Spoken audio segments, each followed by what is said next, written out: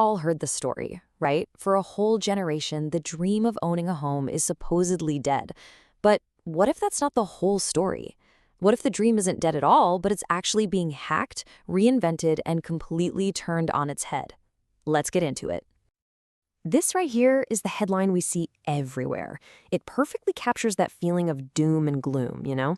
This idea that an entire generation has been totally locked out of a milestone that the parents pretty much took for granted. And that really brings us to the core question we're digging into today. Is it that young people just don't want to own homes anymore? Or is it that the opportunity just isn't there? Well, as you're about to see, the answer is way more complicated than you might think. Okay, so why is that old traditional path to owning a home so completely broken? Honestly, it's not just one thing. It's more like a perfect storm of economic forces that has basically slammed the door shut for millions of people. Just let this number sink in for a second. 151%. In some parts of the US, a typical family needs to earn that much more than the average income just to afford a medium-priced home. I mean, that's not a gap, that's a chasm. For most people, it's just not going to happen. And make no mistake, this is not just a US problem. We're looking at a global affordability crisis. I mean, look at Mexico. The average young person's monthly income is less than 1% of a home's cost. In Chile, demand is collapsing because of high prices. The numbers are telling the exact same story, everywhere you look. And it's not just about the sticker price on the house. Young people today are dealing with this double burden. First, you've got this crushing student debt, which just hammers the credit scores you need to even think about getting a loan. And then there's the job instability. Whether it's the informal economy in Mexico or the lack of permanent job contracts in Spain, that steady, reliable income you need for a mortgage, it's just vanishing. It's a total catch-22. Now, the supply side of this whole problem is just as crazy. Look at what's being built in Mexico. Literally half of all new high-rise construction is luxury housing. And who can afford that? Well, only about 7% of the population. It's this massive fundamental mismatch between what's being built and what people can actually afford.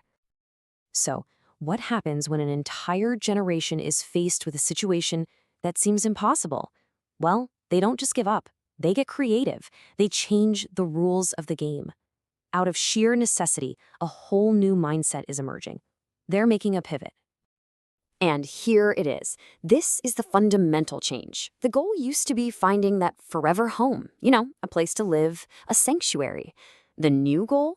It's all about property as a financial asset. The focus has completely shifted from just living in it to making it an investment, from putting down roots to generating returns.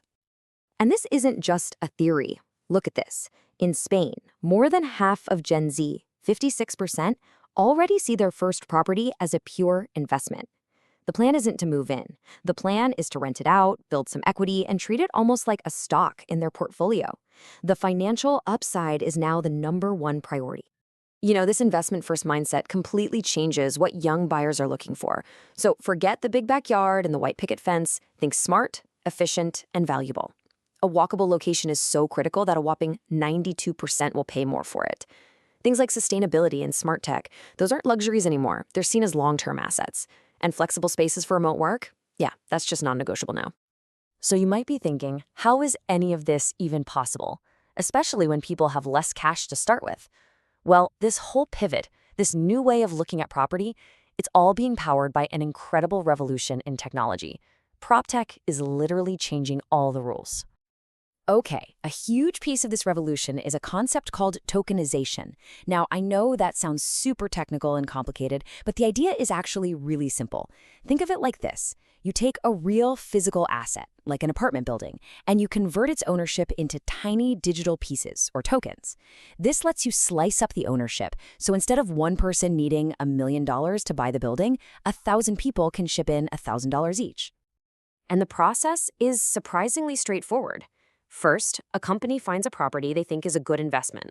Then, they digitize the ownership into all these little tokens. From there, you can go onto a platform and buy as many or as few tokens as you want. And then you get your slice of the pie, whether that's from monthly rent checks or when the property is eventually sold for a profit. And I want to be super clear, this is happening right now. This is not some far-off futuristic idea. You've got platforms like Millennial, Mount X, and Arrive that are letting people invest in properties in places like Atlanta or London or Panama with as little as 100 or 200 bucks. It's completely blowing the doors open on who can be a real estate investor. And this tech wave goes way beyond just tokenization. It's making the entire process faster and smarter. AI is analyzing market data to give you personalized recommendations. Virtual reality lets you tour a dozen homes from your couch. There are even AI mortgage advisors that are cutting down pre-qualification times from months to just a few days. And things like blockchain are cutting out the bureaucracy, making the whole thing cheaper and faster. So what does this all really mean when you zoom out? For generations, property was all about putting down roots. It was about stability, community. But it seems like the next generation is fundamentally changing that definition. Is the future of homeownership not about finding one single home at all, but about spreading hundreds of tiny financial seeds all across the globe? It's a really profound question, and honestly, the answer is being written as we speak. Maybe you should just get